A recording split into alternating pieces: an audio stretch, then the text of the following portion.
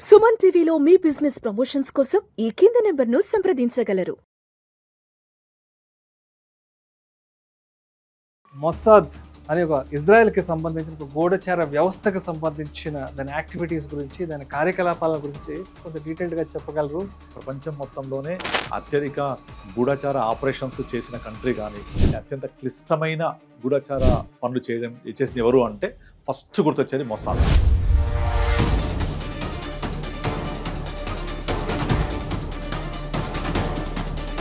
మన Hollywood cinema డైరెక్టర్లు కూడా ఊహించలేరు అలాంటి ట్విస్ట్లు ఉంటాయి వాళ్ళ దాంట్లో.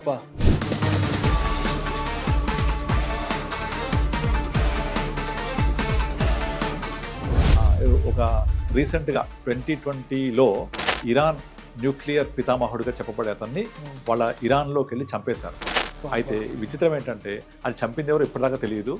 అది మొసాద్ తప్ప ఎవరు ఆ పని చేయలేరు. యూస్ ఎవరైతే ఉంటారో యూదులు వీళ్ళు యూదులు అంటే ప్రపంచంలో దాదాపుగా చాలా దేశాలకు వ్యతిరేకం. అలాంటి యూదులు వాళ్ళ యొక్క అస్తిత్వాన్ని కాపాడుకోవడం కోసం వాళ్ళంతా ఇజ్రాయెల్లో వచ్చి ఒక దగ్గర జీవనం కొనసాగిస్తున్నప్పుడు మరి వాళ్ళకు ఒక సేఫెస్ట్ వ్యవస్థ కావాలి. ఆ వ్యవస్థనే ఫస్ట్ 1949లో పుట్టింది మొసాద్.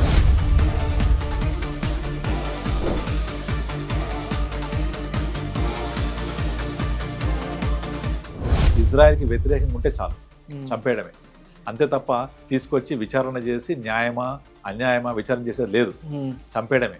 అది ఎంతలా ఉంటుంది అంటే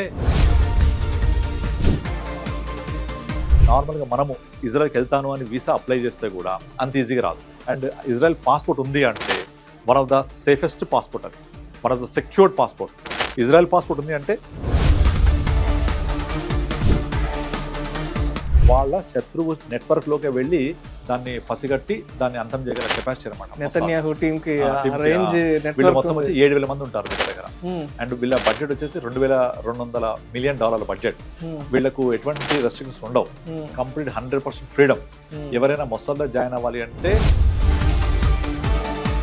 ఎక్కడి నుంచి మనకు ముప్పు వస్తుందో తెలియదు. అందుకే ముందుగా రెడీ అయి ఉండడం, ముందుగా ముప్పుని గెస్ చేయడం సగం నష్టాన్ని నివారించినట్టే. అది మొసాద్ చేసే మెయిన్ పని.